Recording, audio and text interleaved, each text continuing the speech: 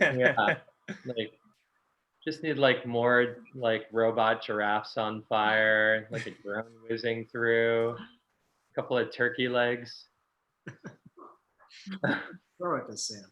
Yeah, what happened to $13 turkey legs? Will those ever come back? Will I ever get to enjoy those again? All right, Maker Faire. Looks like Hi, participants. I'm also going to talk to the other panelists really quick. Psst, who's moderating? Are you guys moderating?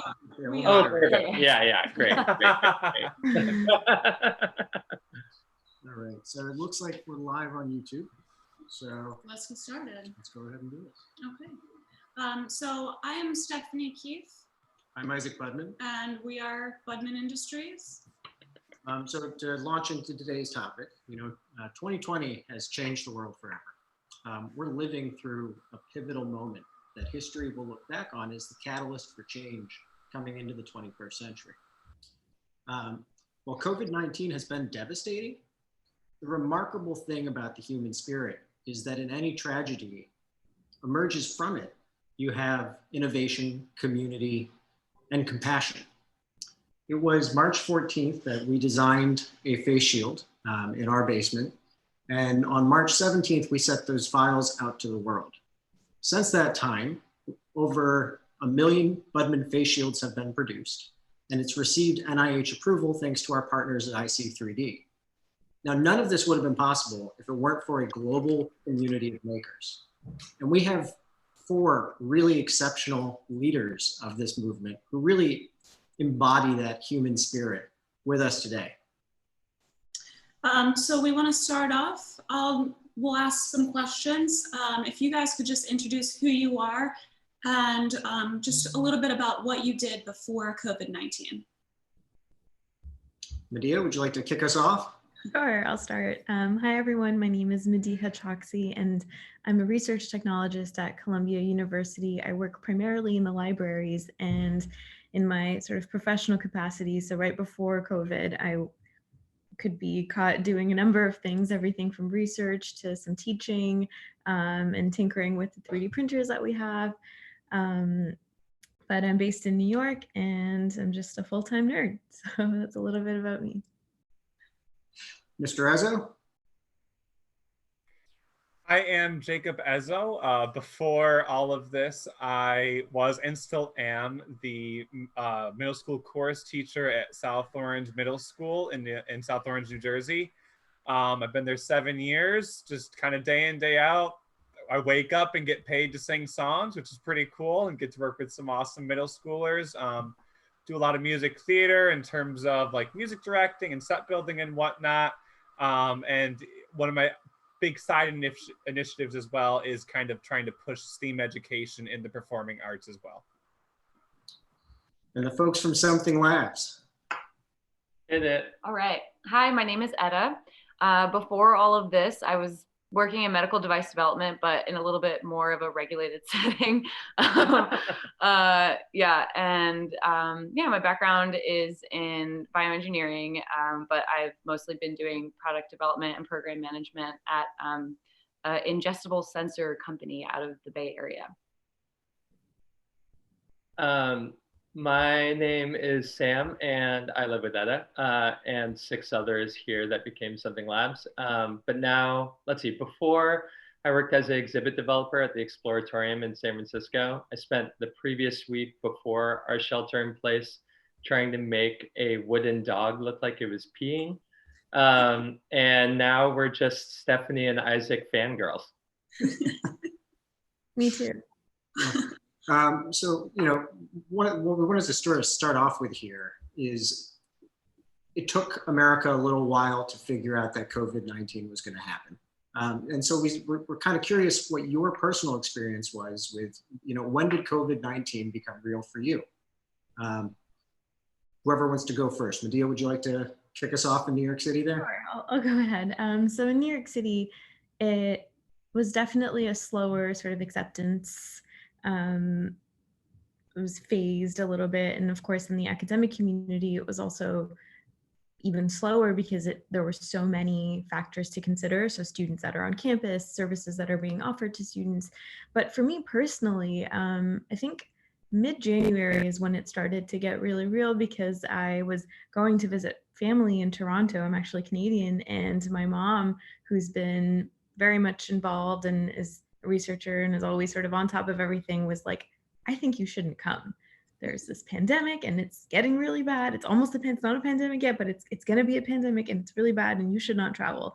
And so since then, my sort of guards were up and I was very concerned. I did end up traveling and returning safely, but that was sort of the last any type of movement that I could make. But also here specifically in New York, it was March 14th when Columbia decided that we were going to shut down. So in the middle of the day, we were all sent home from work. That was the last time I took the train, and so it's been lockdown quarantine ever since. Let's head over to New Jersey. Mr. Ezzo, when did you realize the seriousness of COVID-19? I typically like January, February, March are usually for me like the busiest months of the year because that's like musical season. So I'm just like 7 days a week into that, just like pretty much tunnel vision. And it was something that like we saw that it was like developing and something that honestly we thought would just like still wouldn't happen. But like there's no way that it could happen because just that thought couldn't even enter my brain. And I vividly remember when it really struck home was when one of our final dress rehearsals right before our big high school show. It's my first year music directing, and our superintendent calls. The kids are all in costume. They're all in makeup for the first time, ready to go. And they're like, well, you have to postpone this because this is, this is real. So, having to get all of them up on stage, having to get all of them, when they're just ready to go and kind of just explain to them right then and there that this isn't going to happen right now. Really that's when I realized that this is big. And then starting to see all of my friends and my community members, that I know I'm friends with that, are healthcare workers and starting to prep for that and start to feel worried about it and start to like talk about it. It really brought it from this sort of abstract perspective and very much into, this is my real life right now. And out there in San Francisco, when did it become real for you guys?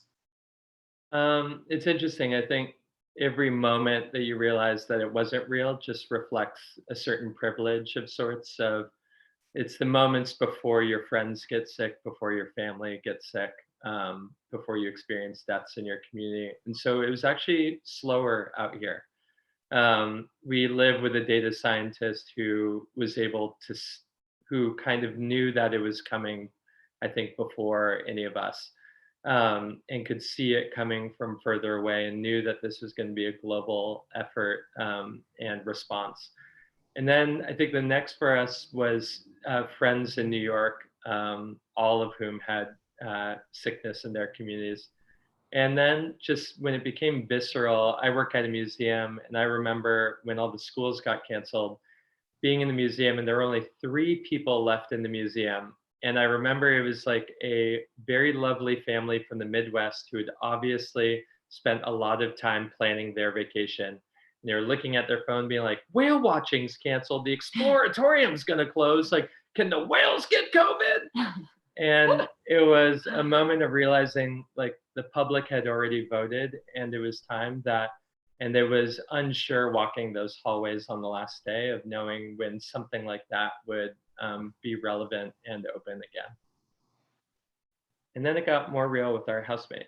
Yeah, one of our housemates is an ER doctor. And so, for a while it like wasn't really in the Bay Area yet. So we were kind of like a little bit more nonchalant, but like when Lily started coming home with stories about, her coworkers and some of the experience in SF where they just didn't have enough PPE, that's, I think, when a lot of us were like, oh, we have to do something about this. So I think that's when it kind of got real within our house. Well, and so, you sort of Yeah. transitioned us perfectly to the next part of the conversation here, which is how did you get involved with making face shields? And then did you guys have experience with 3D printing beforehand? I mean, why don't we work our way back across the country this Yeah. time? So why don't you guys kick us off there in San Francisco? Yeah. So as soon as our housemate Lily came home with photos, I think they're photos reminiscent that a lot of people have seen of people, nurses and doctors in trash bags of, uh, folder dividers held up with hair ties. When she started sharing those photos with us, it was then that we realized it wasn't just going to be a shelter in place moment, that there was a shop at the Exploratorium. Like, we do have engineers and distributors and health connections in our midst. Like, it would be a shame to shy away from this. And face shields are a very interesting intersection of places where makers can help. Like, we literally just have to hold plastic in front of your face. That is so doable. But learning how to do it efficiently and scalably is, I think, some of the brilliance of Stephanie and Isaac that echoed out. And while we had done 3D printing in the past, it was also interesting of 3D printing is an amazing beginning tool that's very accessible and malleable and creatable by many people. And it was also an interesting one of thinking, okay, with the genius of this design for several characteristics, are there ways also to bring more tools into the mix? And seeing that and seeing it move and evolve so that this design is now makeable by so many different manufacturing methods is really inspiring and speaks to the community of makers. Sam, could you elaborate on that a little bit? Because I mean, you guys over there at Something Labs sort of led the charge in bringing some other manufacturing processes on board. The CNC laser cutting. Oh yeah, I can show this. So this one here is basically straight up copy. Well, I'll just leave it on for now. A straight up copy of Stephanie and Isaac's design. And with 3D printing, it's really great for a lot of people. Like, if you own a Budman 3D printer, that you can kind of have them go passively. And it's really good for making several at a time.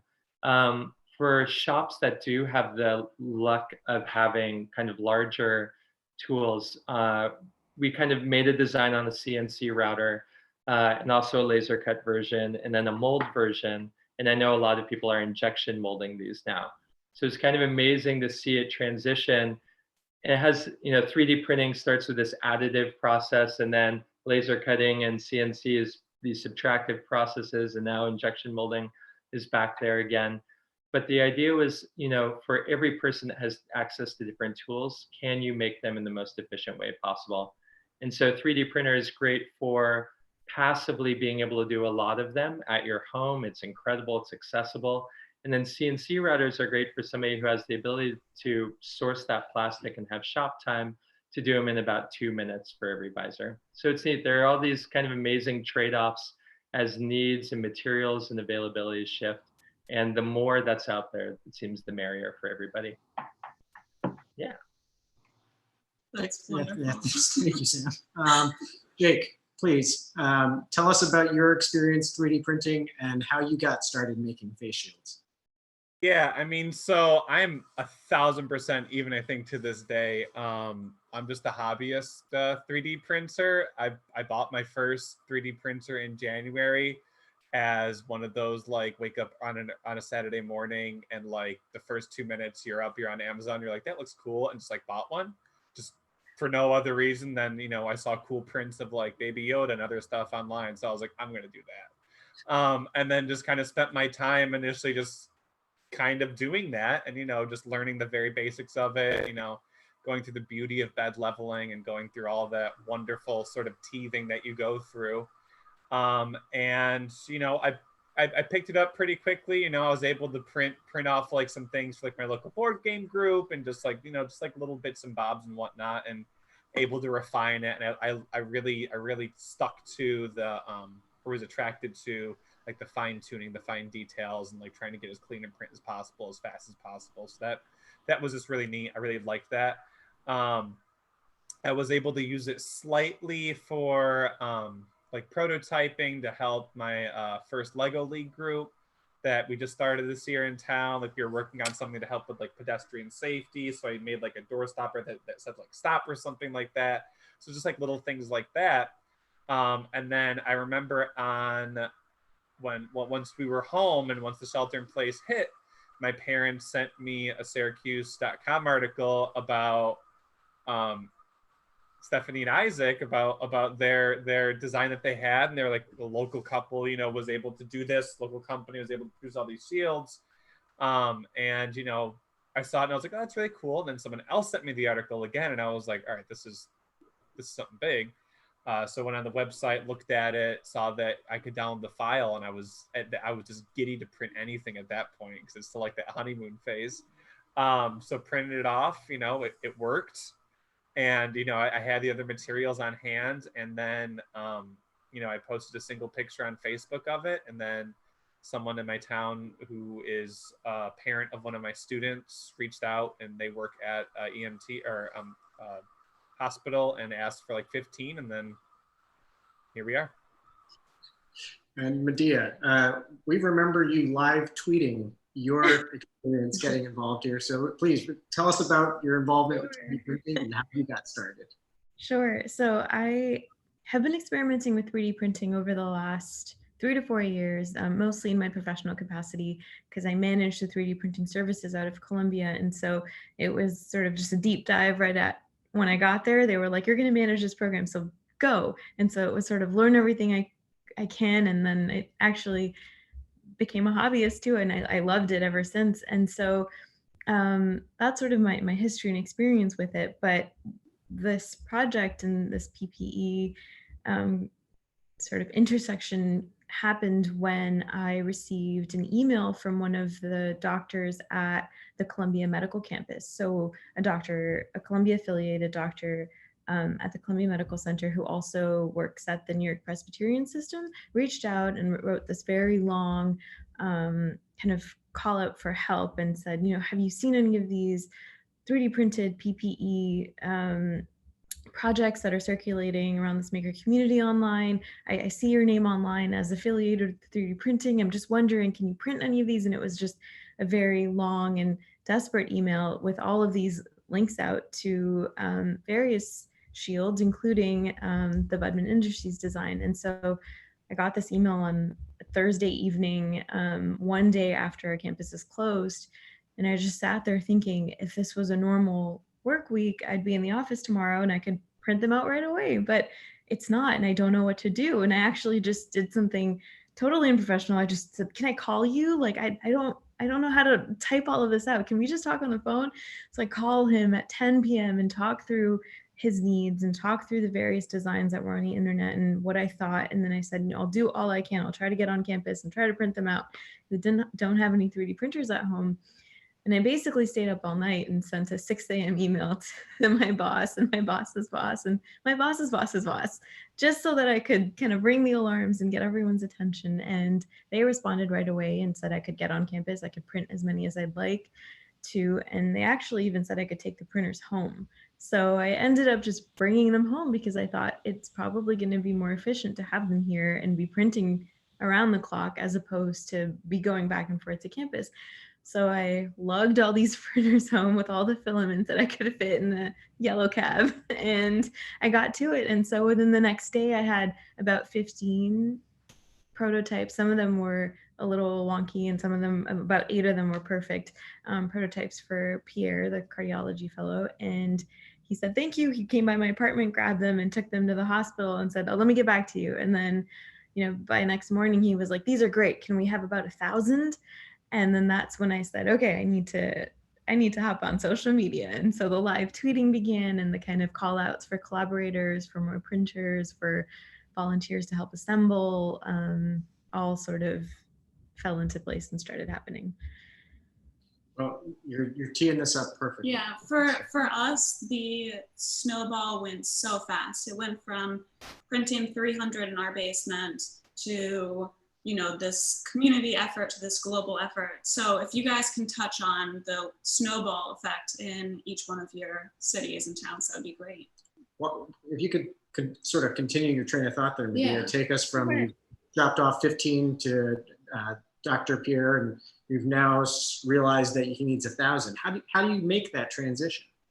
It was really all about networking, just calling and emailing and tweeting and Instagramming all that I could, to have someone sort of reach out and say that they could help. So the first um, connection that I was able to make was my husband Cullen was actually doing classes over the weekend, for his online MBA program, and his professor noticed the 3D printers in the background of the class because it was on Zoom. He said, "What's going on in the back of in your apartment there? What is that blue light and what's that noise?" And he sort of shared what was happening, and he said, "Oh, that's interesting. My brother's in New Jersey and he runs a 3D printing company. So if those are successful, you should connect with him, and I'm sure he'd love to help." And so by the end of the call, we got his email and we got his contact information, and we reached out to him, and that was Tangible Creative, and they're 3D printing sort of, they do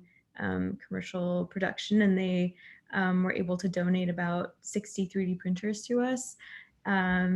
We also got connected to MakerBot through this sort of social media push, and then also within Columbia University, we just got a lot of support from all around campus with everything from wrangling of 3D printers that are in affiliated libraries or centers to money for other supplies. So for the foam tape and for the glue and for the elastics, we didn't have to sort of crowdfund for any of those things. So the snowballing happened very quickly. And then it was a space conversation because I was getting all of these at my delivered to my apartment. So at one point I had about 1,000 shields and just my two hands and Cullen when he could help. And so I called some more people that I knew and I said, "Does anyone know if we have any access to any empty space? I mean, everything is empty theoretically, like schools and office spaces. Like where can we assemble these where we can safely have a team of volunteers distancing and sort of assembling these together, but to sort of create that sense of community and have that sort of grassroots feel to it." And so the 92nd Street Y, which is the YMHA, a really historic and incredible space in New York City, they reached out and said, "You guys can have 24/7 access to our space. You can store all your materials here. You can bring your printers here if you want." And so been there for we're still there. So we've been there since March, I think 24th. So a couple months now. And as of today, what is your total count? Do you know? Our total count is about just over 22,000 shields. And they've all been disseminated. Yeah. Incredible. Awesome. That is incredible. That is Yeah. wild. I think the exact count is somewhere 22,400 and odd change, but 22,000 is, we'll round down to 22,000. Beautiful. Jake, please tell us about how you went from your first couple of shields on your printer at home to where you guys are today. Yeah, so when I first started, it was just kind of me, just like with, bored on a weekend, just like, we'll try this, we'll do like 25, you feel a good thing, and then we'll like binge watch Netflix for the next 12 weeks. And after the first sort of order went out, even before the first order went out, as I'm packing it up, I got another request from someone else that was like, "Hi, can we do, could you do 25?" And at that time, that number was like terrifying. That was like, oh my God, I'm gonna be here for weeks.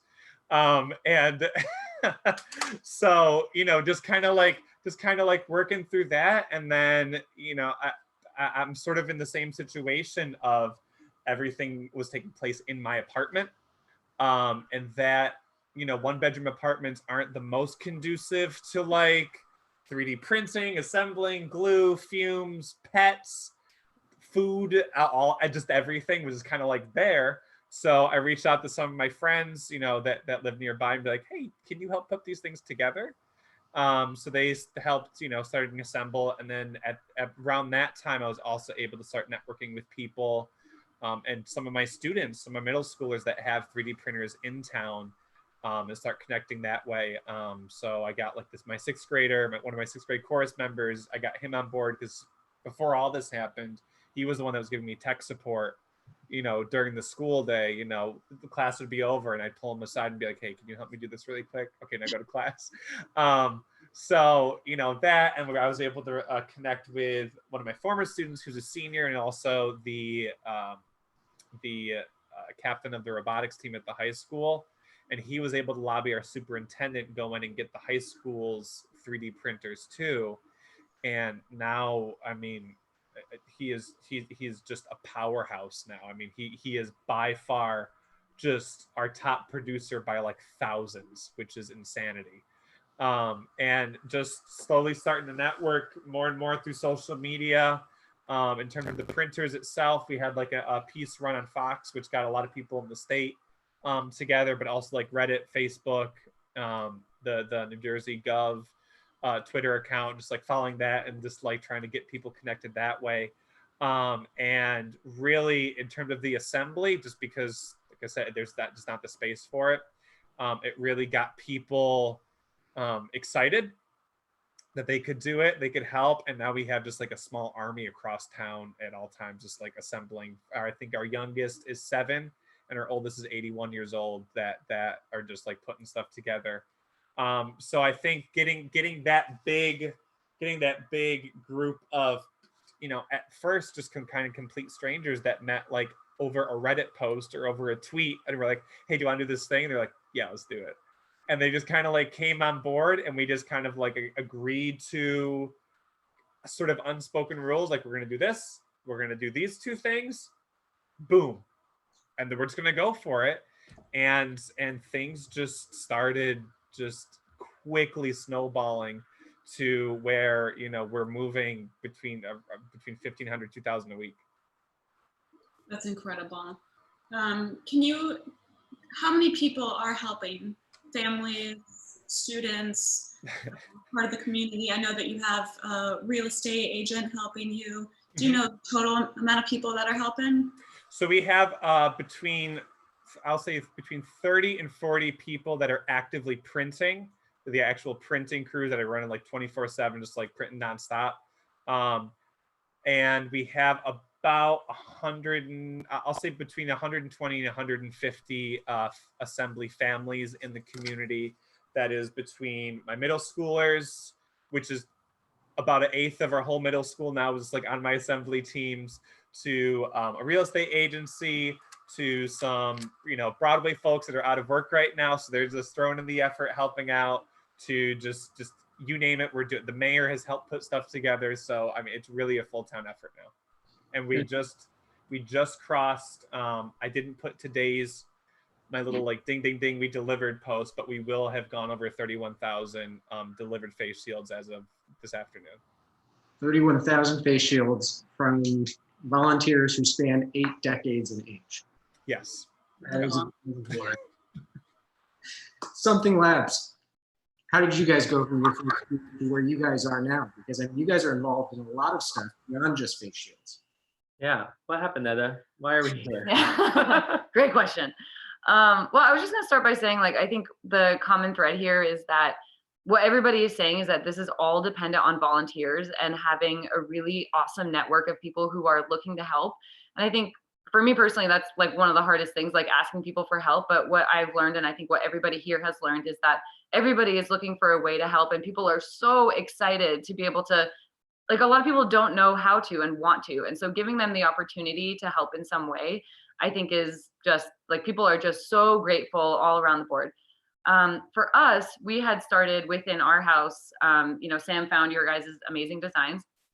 And so we were making them here. And I think after we pumped out, like, I don't know how many, 3,000, 4,000, we were like, okay, this is a lot. Painful. It's painful. We were like, slept. Yeah, we were losing a lot of sleep.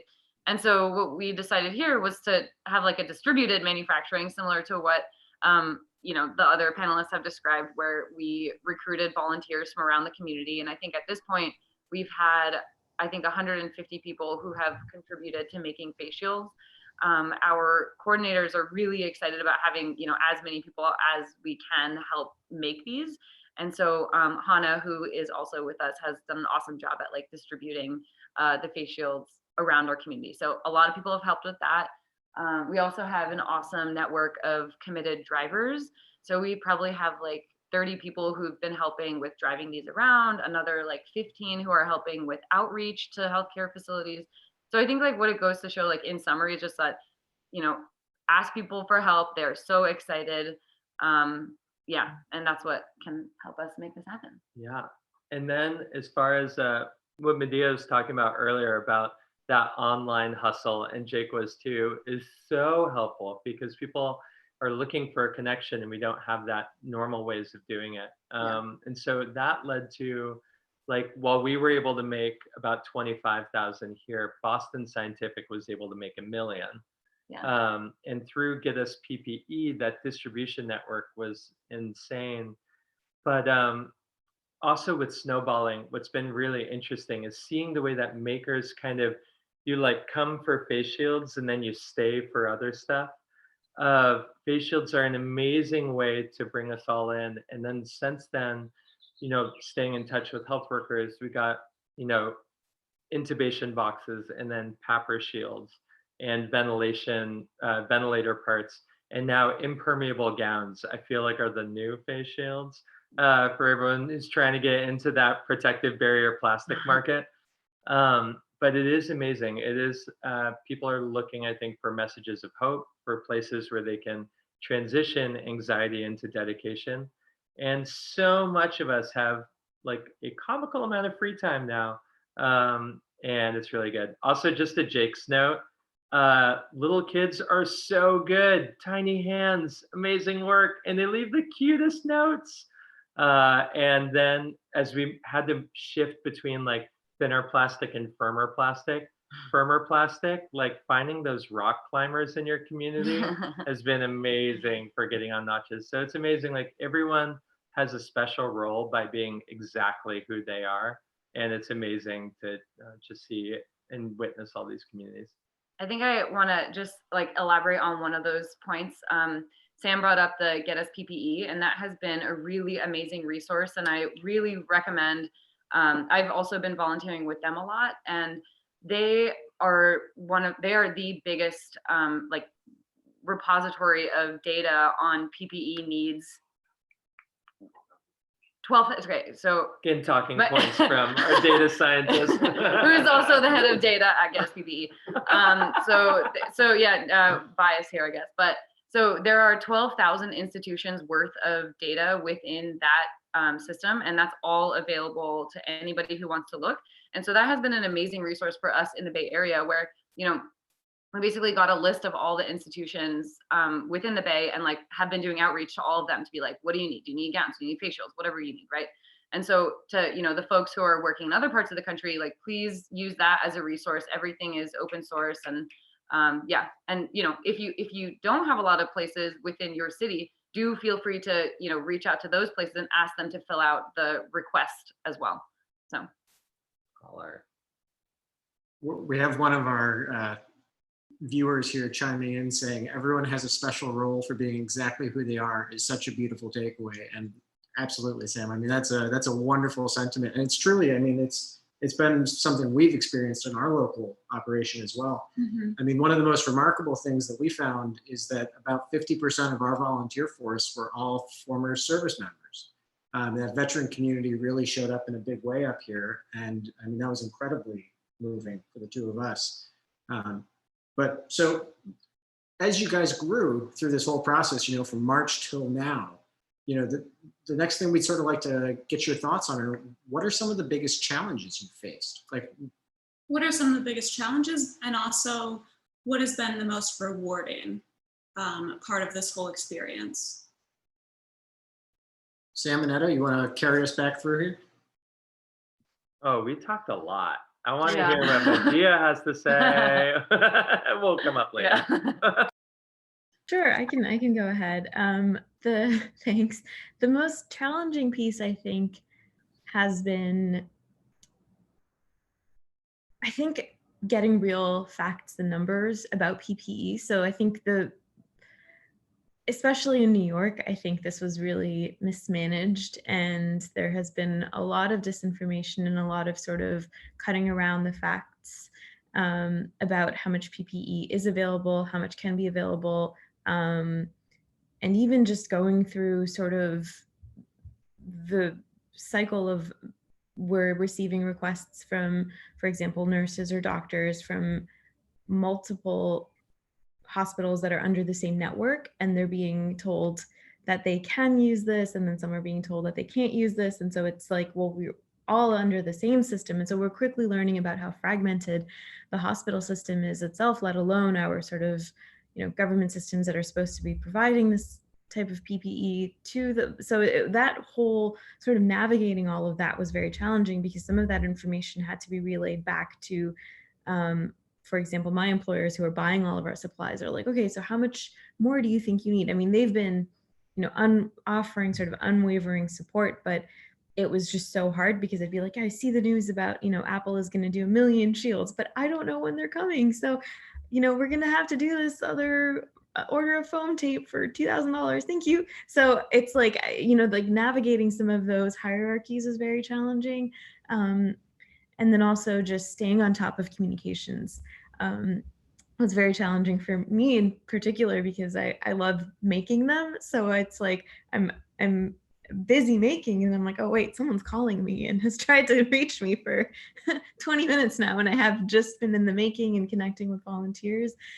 So that was hard for me, because it needed sort of, I had to shift from being the makey person to being sort of the organized and responsible person who's also on top of communication. So similar to what some of the other panelists are saying, there were a lot of late nights and a lot of loss of sleep. But I think the most rewarding pieces were when we could interact with our frontline professionals. So we would have, the EMT folks come by the Y and pick up their shield, or various doctors, nurses, various frontline professionals come by the Y, and they do the pickup, which was supposed to be contactless. So we would leave the box on the ramp or right inside the doors, and they would just buzz the door, and the guards would let them in, and they would just grab the boxes. But almost every time someone came to do a pickup, they'd message me and be like, I'm in the hallway, but is it okay if I run in really quickly and say hi to the volunteers? Because at any time we'd have 10 to 12 hands assembling during these pickups.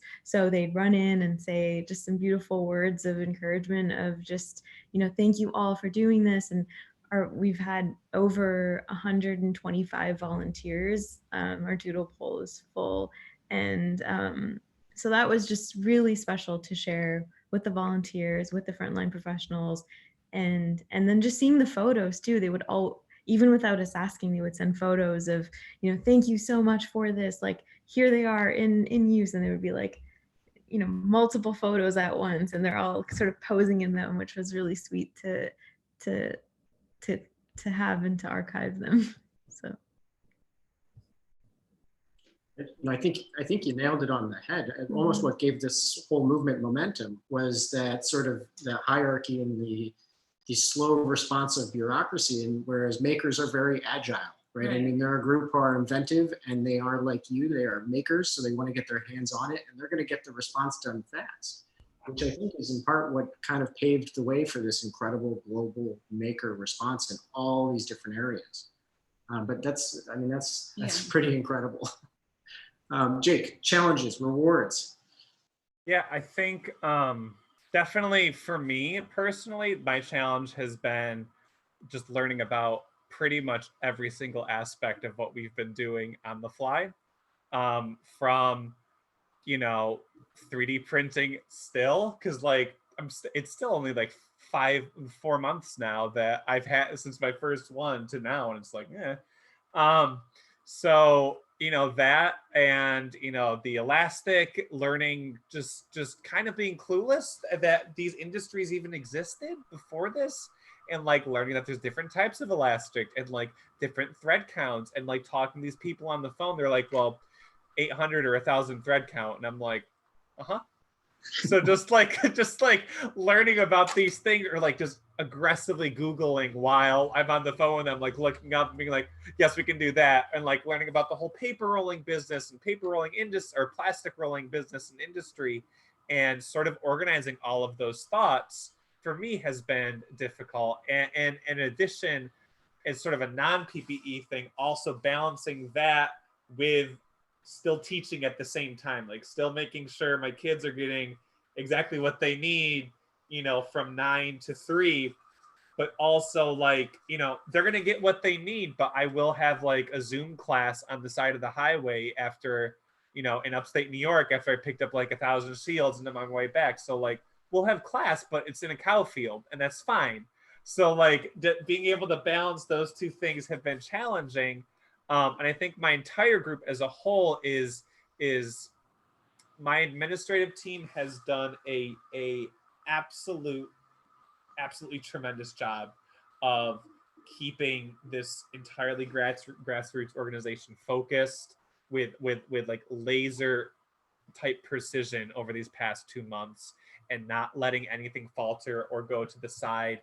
And I think they've really just done just a tremendous job of keeping everyone doing one of two things, and also making sure that the people we're reaching are the people that are going to benefit from this, and we're not reaching like the upper echelons that, you know, what we make is going to sit in a warehouse. We're making sure that these people are, you know, they're going to be used as soon as they get them. So I think that was, you know, that was a difficult thing, you know, in terms of resources, because like, you know, no one, we don't have a warehouse.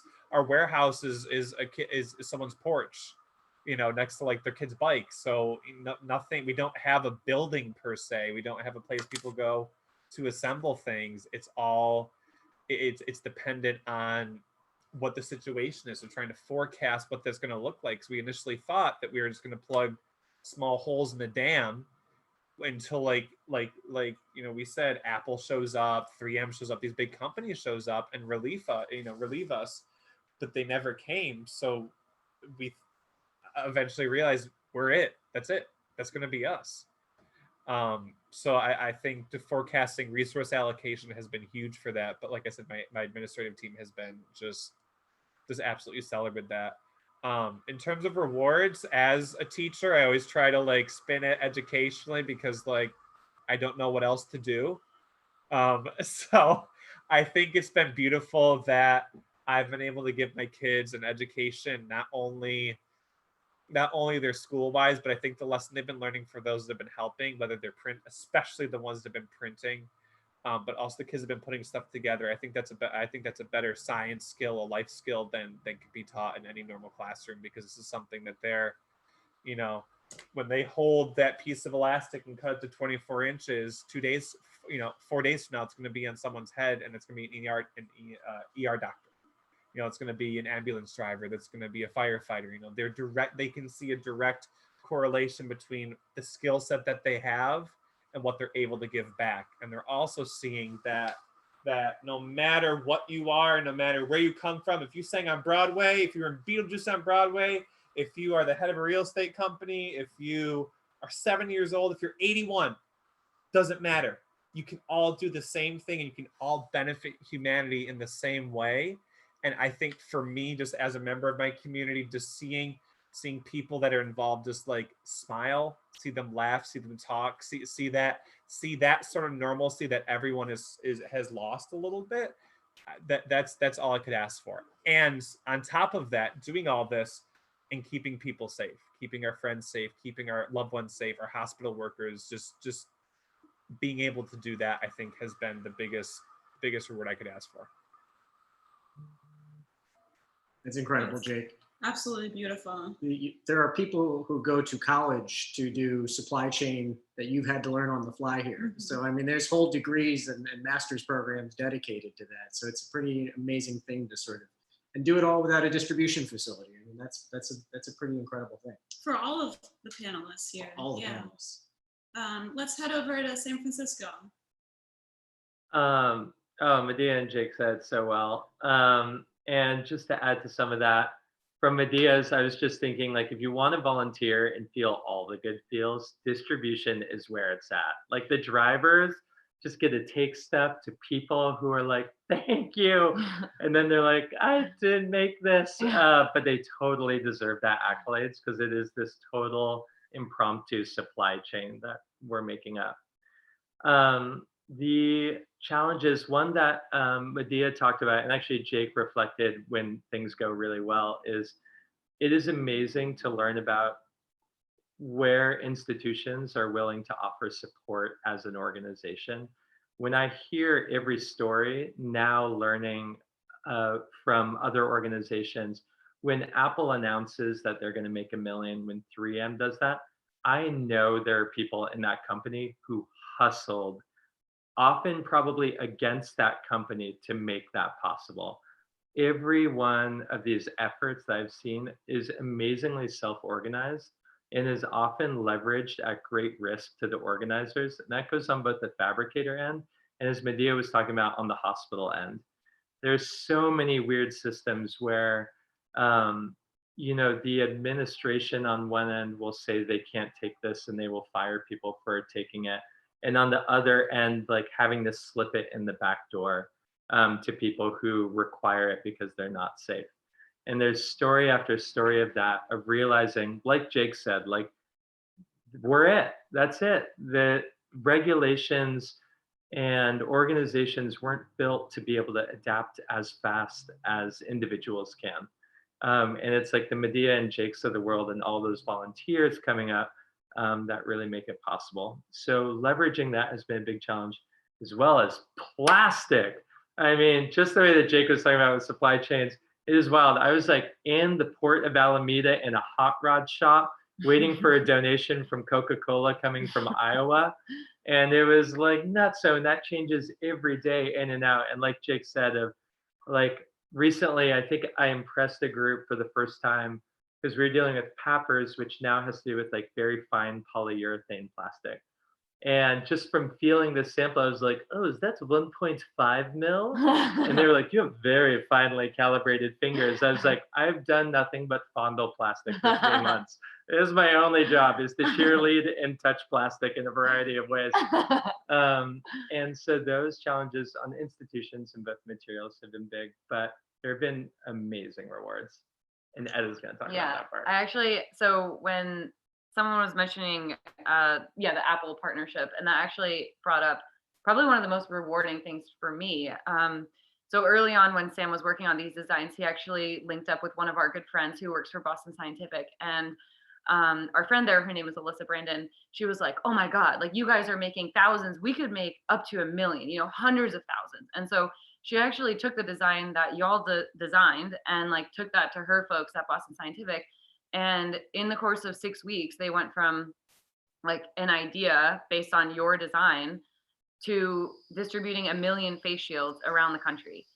And so that's like even on top of what you are counting, right? Like because of the work that you did, because of the work that you were doing, like getting that design into the hands of the right person enabled us to distribute to 42 different states. And like getting on the phone with some of these folks who are not in the cities, right? Like, we were doing outreach to places in Mississippi and Louisiana and Tennessee, and getting these folks on the phone, like we were literally their only option for that. And so that was just the most rewarding. And yeah, just want to like major kudos for putting that together and allowing that to happen. Yeah. Yeah. And just in that line as a closing of like, of that idea, with Stephanie and Isaac, what I see so well that you embody in the maker movement, which is so different than the way that often traditional business is done, is that the whole goal is to disappear as quick as possible, right? Like the beauty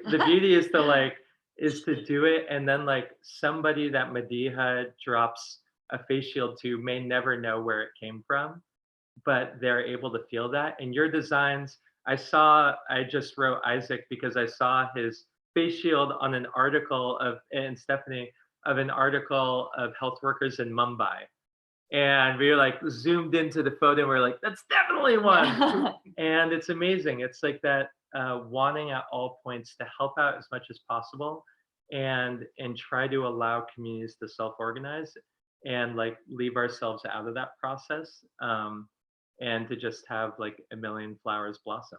It's great. And that's the spirit of all this. I think it's really a testament to the power of open source, right? I mean, you have this thing there. I mean, right here among the panelists, a lot of you modified the design and improved it for your needs. And then it just kept going and going and going. And that's sort of the beauty of open source. and it's this sort of proliferation. It takes on a life of its own. And I think that's kind of one of the great things that was this perfect storm of technology and communication where you could put the files up. And then all of a sudden, these ones and zeros became real things protecting frontline workers all across the planet. I mean, that's really a testament to the time that we're all living in.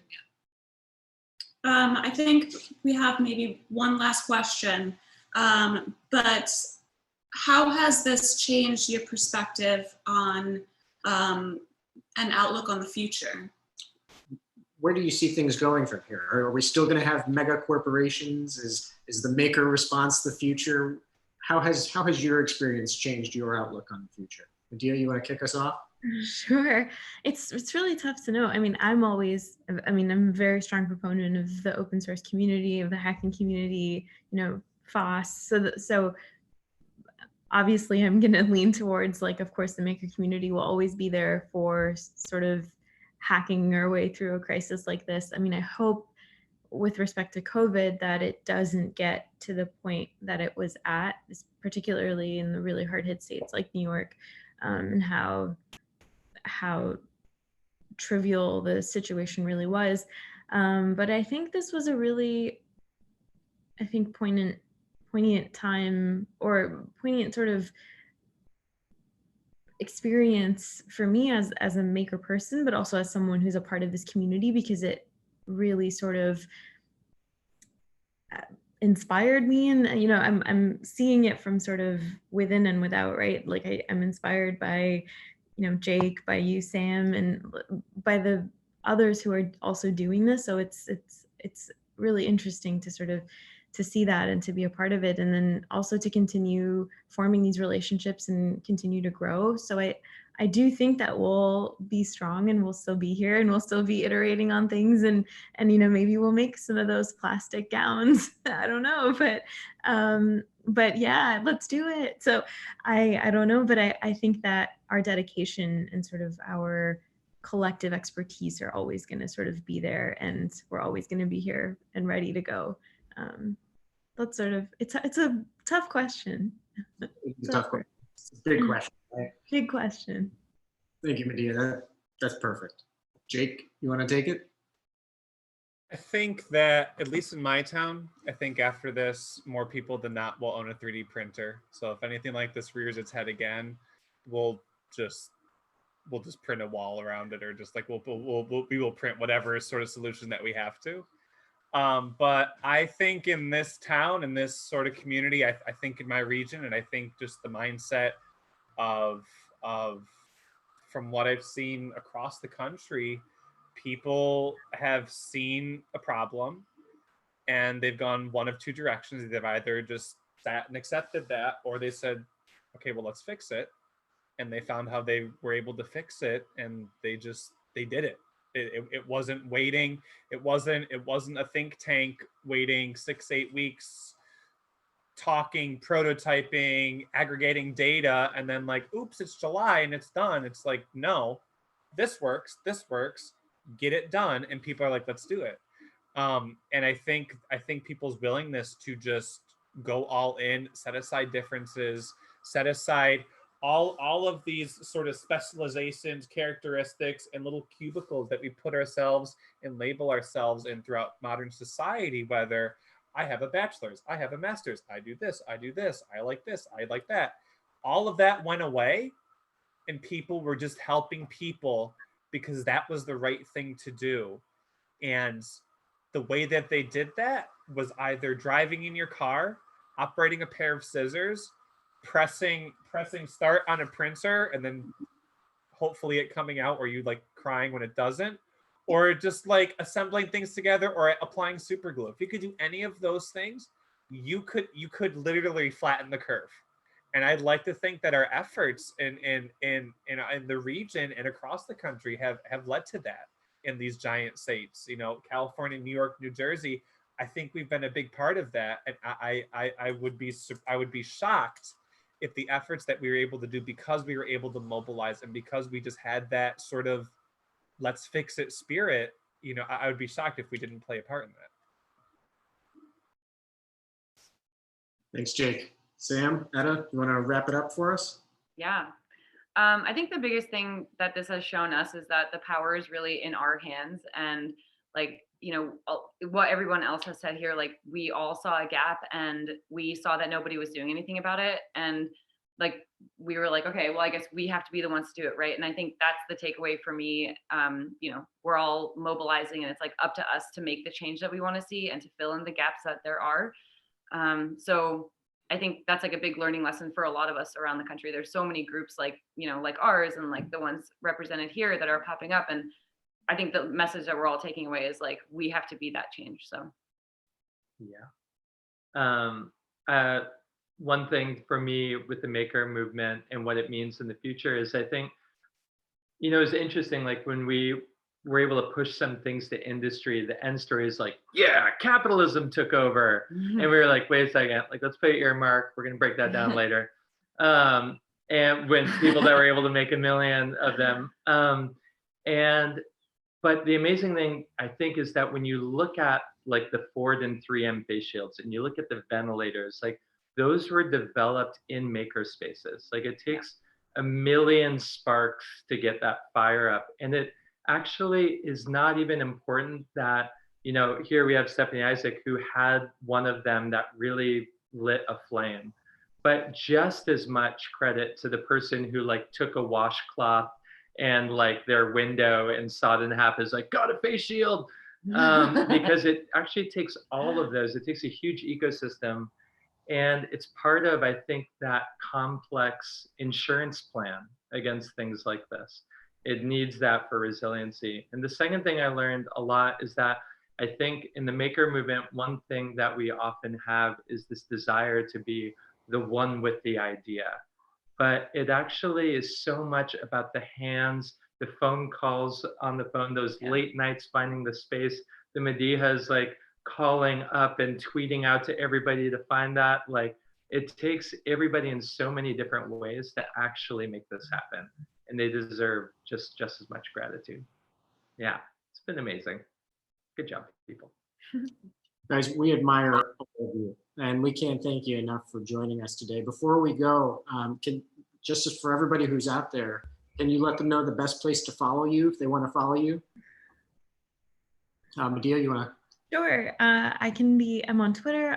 It's at the Data Realist, and I'll put it in the chat too. And I'll add my Instagram handle, which is just my first name and my middle name. But it'll be too hard to spell out if I say it. I am Soma NJ 3D Printer Alliance. I'll put all my stuff in the chat. Same thing with the Instagram and Facebook groups, and we have a website that just popped up, and then I'll also put my Twitter handle on there as well. Ed is typing things in, but somethinglabs.org is the easiest way. Definitely check out Get Us PPE as well, and whoever you follow, just follow and lead together. Yeah, you don't have to see us, but just get involved. We'll be sure to take all of these and post them on budman.com too, so that anybody who goes there will be able to find you guys. I just want to say thank you so much for being here. And it's like makers like you who bring innovation and invention and change to the world. Thank you. And before we sign off here, for everybody who's listening, we want to issue you a challenge. Together, can we continue this work that's started, that everybody here has started rolling through and has taken over as a global movement? Can we use all of our imagination and our labor in the second half of this century to build a better society? Because you know what? We really believe if we do it together, we can do the impossible. So thank you guys. It's been a pleasure having you here. Go out there, make some more PPE. We'll see you soon. Thank you. Bye, Thank everybody. you. Thanks so much for having us.